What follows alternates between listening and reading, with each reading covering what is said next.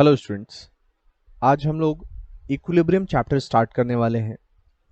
Equilibrium class 11th में एक बहुत ही इंपॉर्टेंट चैप्टर है और एग्जाम के पॉइंट ऑफ व्यू से भी इसकी इंपॉर्टेंस बहुत ज़्यादा है, क्योंकि किसी भी एग्जाम में 2 से 3 सवाल एटलीस्ट इक्विलिब्रियम से रहते हैं हमारे पास। अब जो इक्विलिब्रियम चैप्टर हम लोग यहाँ सीख रहे हैं, इसमें बेसिकली दो पार्ट्स है हमारे पास। एक केमिकल इक्विलिब्रियम है और एक आयनिक इक्विलिब्रियम है। तो सबसे पहले हम लोग केमिकल इक्विलिब्रियम के बारे में सीखेंगे, क्योंकि केमिकल इक्विलिब्रियम में जो लॉज, जो फैक्ट्स हम लोग सीखेंगे, फॉर्मूले जो आएंगे, उन्हीं के एप्लीकेशन पे बेस्ड और उसी का थोड़ा सा एक्सटेंशन हमारा आयनिक इक्विलिब्रियम है। बहुत बार बच्चों को आयनिक इक्विलिब्रियम से डर लगता है। इसका एक बहुत बड़ा रीजन ये भी है कि वो ये नहीं समझ पाते हैं कि जो चीजें हम लोगों ने केमिकल इक्विलिब्रियम में सीखी हैं, ये उसी का एक एक्सटेंडेड पार्ट है, उसी का एक एप्लीकेशन है।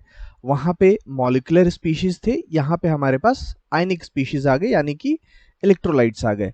तो आइए हम लोग सबसे पहले केमिकल इक्विलिब्रियम चैप्टर को सीखते हैं और फिर इसके जो चीजें होंगी, जो फैक्ट्स होंगे, फॉर्मूलेज होंगे, उनको ले करके हम लोग बड़ी ही आसानी से आयनिक इक्विलिब्रियम को भी सीख लेंगे और उनके प्रॉब्लम्स को हैंडल करना सीख जाएंगे। तो चलिए सबसे पहले हम लोग केमिकल इक्विलिब्रियम स्टार्ट करते हैं। हेलो स्टूडेंट्स, आज के क्लास में हम लोग केमिकल इक्विलिब्रियम के बारे में सीखने वाले हैं। केमिकल इक्विलिब्रियम स्टार्ट करने के पहले सबसे पहले तो हम लोग ये जान लेंगे कि इक्विलिब्रियम क्या होता है। बेसिक्स ऑफ इक्विलिब्रियम क्लियर हो जाने के बाद हम लोग केमिकल इक्विलिब्रियम के चैप्टर में चलेंगे।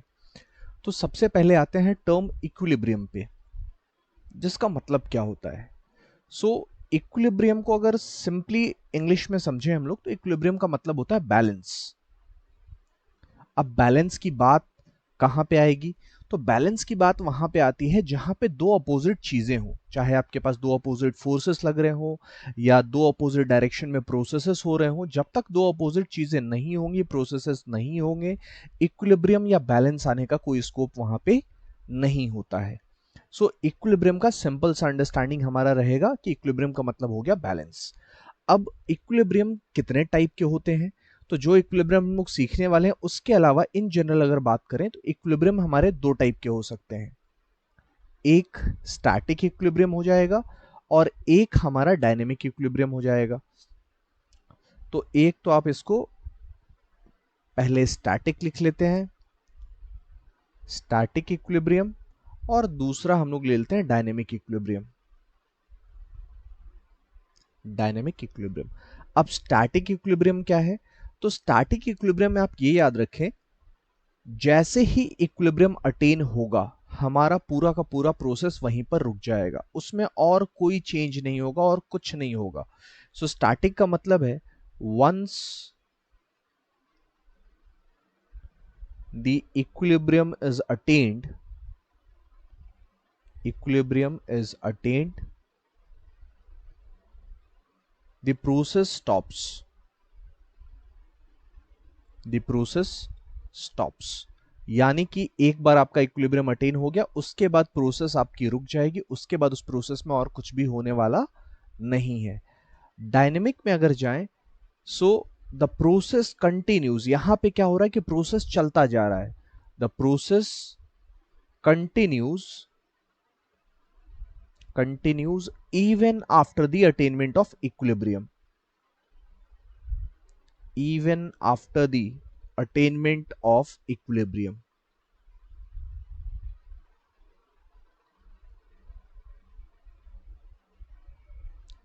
स्टैटिक में प्रोसेस रुक जाएगा, डायनेमिक में प्रोसेस चलता रहेगा। तो एक छोटे छोटे से एग्जांपल से हम लोग पहले समझते हैं कि स्टैटिक और डायनेमिक का मतलब यहां पे क्या है। जैसे आप मान लीजिए एक ऑब्जेक्ट है, ये जैसे एक पेन है, ये अगर मैंने ड्रॉप किया तो पहले क्या होगा, ये सरफेस पे फॉल करेगा, फिर एक दो बार बाउंस करेगा एंड फिर रुक जाएगा। रुकने का मतलब क्या हो गया? क्या उस पे फोर्स नहीं लग रहा है? लग रहा है। ये वेट अपना सरफेस पे लगा रहा है, सरफेस एक नॉर्मल रिएक्शन इस पे लगा रहा है और सारे फोर्सेस इस पे इक्विलिब्रियम में इक्वल एंड अपोजिट फोर्सेस लग रहे हैं और इसीलिए ये इक्विलिब्रियम में आ गया है। एक बार ये इक्विलिब्रियम में आ जाएगा, उसके बाद आप ऐसा नहीं देखेंगे कि ये पेन ऊपर नीचे जा रहा है या साइड वाइज मूव कर रहा है, ये स्टैटिक है। तो ऐसे इक्विलिब्रियम को हम लोग बोलते हैं स्टैटिक इक्विलिब्रियम। डायनेमिक में क्या होगा? डायनेमिक में इक्विलिब्रियम तो अटेन हो गया है लेकिन प्रोसेस स्टॉप नहीं हुआ, प्रोसेस चलता जा रहा है। तो इसको बड़े ही एक सिंपल से एग्जांपल से समझते हैं पहले, और फिर इसके एप्लीकेशन में जाएंगे कि एक्चुअली में केमिकल इक्विलिब्रियम में क्या होता है वहां पे। तो अगर आप देखें, जैसे मान लीजिए हम लोग एक एग्जांपल ले लेते हैं एक क्लास का एग्जांपल ले लेंगे। एक ठीक ठाक क्लास ड्रॉ कर लेते हैं हम लोग। ये मान लीजिए हमारे क्लास का टॉप व्यू है।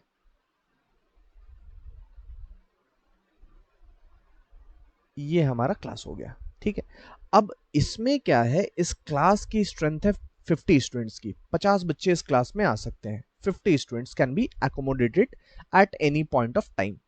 इतने ही बच्चों की स्पेस है इसमें। और यहाँ पे 2 डोर हो गए अपने पास, एक डोर हमारे इन के लिए हो गया और एक डोर आउट के लिए हो गया। अब क्या किया आपने कि इन वाले डोर से बच्चों को अंदर ले जाना स्टार्ट किया, ठीक है। तो पहले 0 थे, एक भी स्टूडेंट नहीं था अंदर, फिर 1 2 3 4 5 ऐसे करते करते अपने पास 50 स्टूडेंट्स हो गए।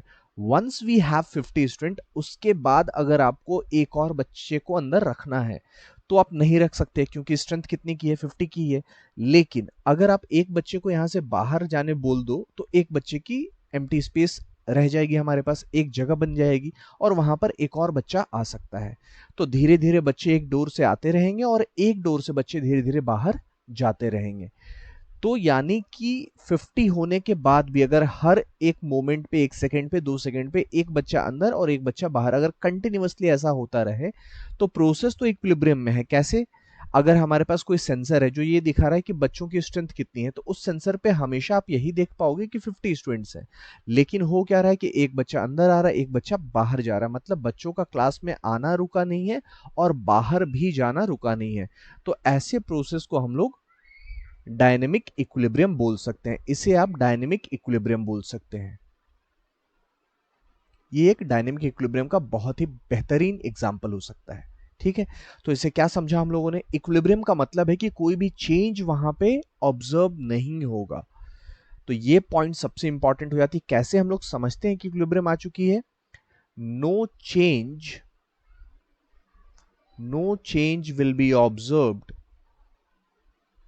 will be observed at equilibrium।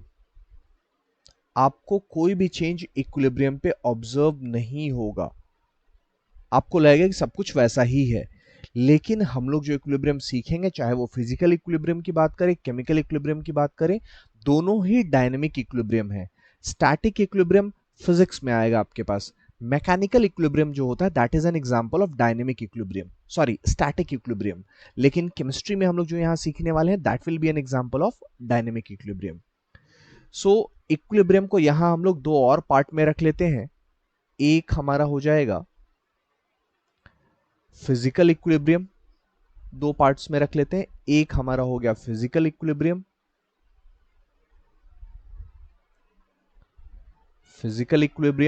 और एक हमारा हो जाएगा केमिकल इक्विलिब्रियम।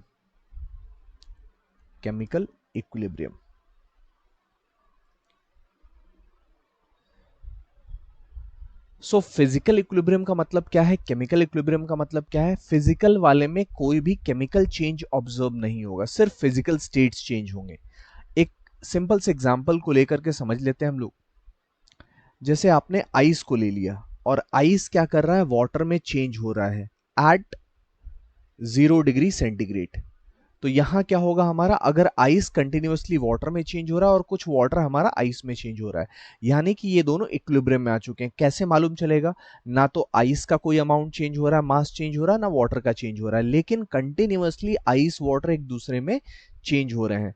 तो ये हमारा आइस और वाटर का जो सिस्टम यहाँ पे है ये इक्विलिब्रियम में है। लेकिन हमारे आइस का फॉर्मूला भी H2O होता है और वाटर का फॉर्मूला भी H2O है, यानी कि केमिकल फॉर्मूला में कोई भी चेंज नहीं हुआ। केमिकल कॉम्पोजिशन, केमिकल चेंज कुछ भी ऑब्जर्व नहीं हो रहा है, सिर्फ फिजिकल स्टेट्स यहां पर चेंज हो रहे हैं। सो मेल्टिंग, वेपराइजेशन, अगर उनमें कहीं पे इक्विलिब्रियम स्टैब्लिश हो रहा है तो ऐसे इक्विलिब्रियम को हम लोग फिजिकल इक्विलिब्रियम बोलते हैं।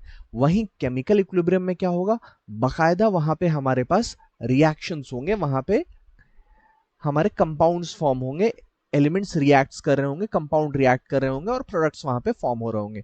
तो एक एग्जांपल अगर उसका देखें हम लोग, तो आप फॉर्मेशन ऑफ अमोनिया का एग्जांपल ले सकते हो। N2 gas plus 3H2 gas, और इससे हमारे पास बन जा रहा है 2NH3 गैस, यानी कि नाइट्रोजन हाइड्रोजन के साथ रिएक्ट हुआ और अमोनिया यहां पर फॉर्म हो रहा है। तो यहां पे केमिकल चेंज ऑब्जर्व हो रहा है, लेकिन इक्विलिब्रियम स्टैब्लिश होने के बाद ना तो आपको नाइट्रोजन का अमाउंट चेंज होता हुआ दिखेगा, ना हाइड्रोजन का अमाउंट चेंज होता हुआ दिखेगा, और ना ही अमोनिया का अमाउंट चेंज होता हुआ दिखेगा।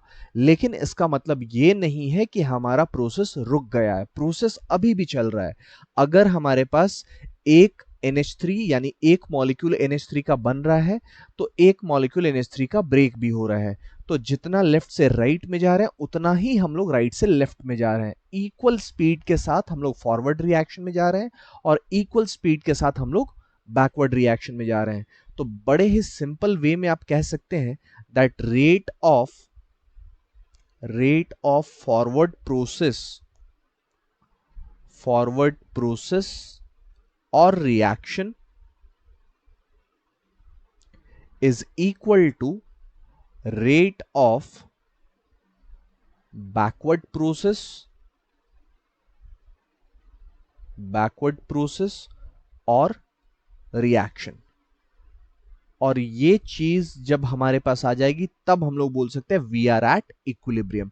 सो this will happen at equilibrium, ये आपका इक्विलिब्रियम पे होगा। Rate of forward reaction will be equal to rate of backward reaction, या आप बोल सकते हैं rate of forward process will be equal to rate of backward process. Physical वाले एग्जाम्पल में जिस रेट से आइस वाटर में चेंज हो रहा है उसी रेट से वाटर आइस में चेंज हो रहा है। केमिकल इक्विलिब्रियम में जिस रेट से अमोनिया फॉर्म हो रहा है उसी रेट से अमोनिया डिकम्पोज भी हो रहा है। सो जब भी ये रेट्स इक्वल हो जाएंगे तब आपको कोई भी चेंज ऑब्जर्व नहीं होगा, सारी चीजों के वैल्यूज वहां पर फिक्स हो जाएंगे। चाहे टेम्परेचर की बात करें, प्रेशर की बात करें, कॉन्सेंट्रेशन की बात करें, ये सारे वैल्यूज एक फिक्स वैल्यू पे आ जाएंगे। और अगर ये वैल्यूज चेंज नहीं होंगे, आपको कोई भी चेंज दिखेगा नहीं, इसका मतलब आपको समझ लेना है कि वहां पे क्या आ चुका है, हमारा इक्विलिब्रियम स्टैब्लिश हो चुका है।